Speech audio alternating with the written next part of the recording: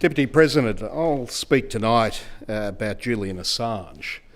Julian Assange is an Australian journalist who's been subjected to one of the most vicious and long-running abuses of process in recent memory. Unfortunately, one involving our partners in the AUKUS agreement, the UK and the US. I wholeheartedly agree with and support the views of our Prime Minister, Anthony Albanese, when he declared on the 4th of May this year, in an interview with the ABC in London, that, I quote, "I continue to say in private what I said publicly as Labor leader and what I've said as Prime Minister, that enough is enough," end quote. Later in that same interview, he said, and I quote, "This needs to be brought to a conclusion," end quote. In 2012, Assange was sought for questioning by authorities in Sweden in relation to 3 offences. He maintained his innocence and argued that those charges were a mere pretext to have him removed from the UK to Sweden, where it would be easier to then extradite him to the US to face then other unknown charges. Assange was forced to seek asylum at the Ecuadorian embassy in London in 2012 when he rightly feared that he would be extradited to the US to face these mysterious charges relating to the publication of information leaked by a member of the US military. He stayed there until 2019 when asylum was revoked by a new government in Ecuador. He was then taken into custody and has languished in jail since that time. Upon leaving the embassy, Assange was charged with 1 count of conspiracy to commit computer intrusion. Then on the 23rd of May 2019, he was indicted on a further 17 new charges relating to the US Espionage Act. He now faces a cumulative 175 years in prison if convicted of all charges.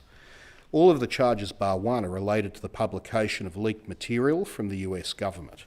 Assange was not the only publisher of this material, but he is the only publisher who is facing this extraordinary witch hunt.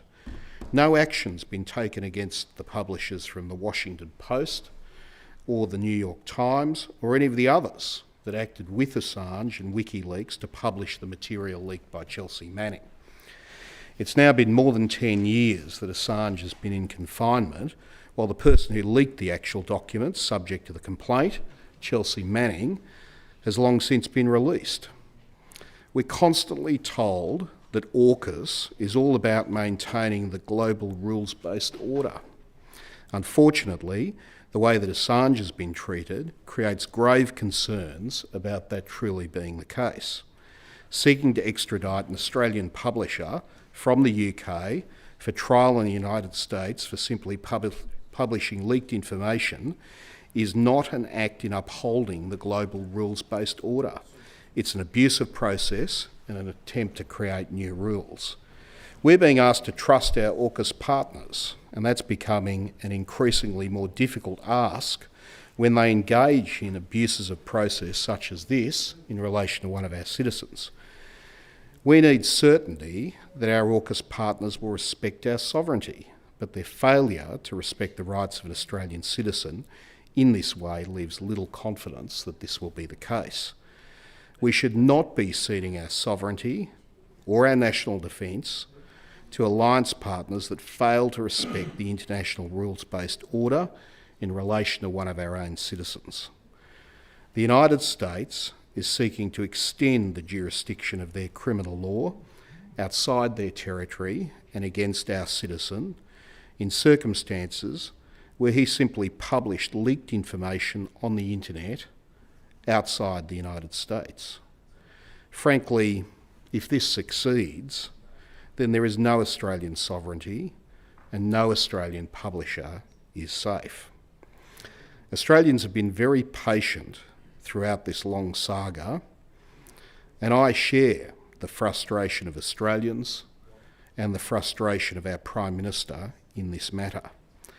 Assange should immediately be released and allowed to return to Australia, and Australia must assert its sovereignty against partners that have little regard for an international rule-based order unless it suits them.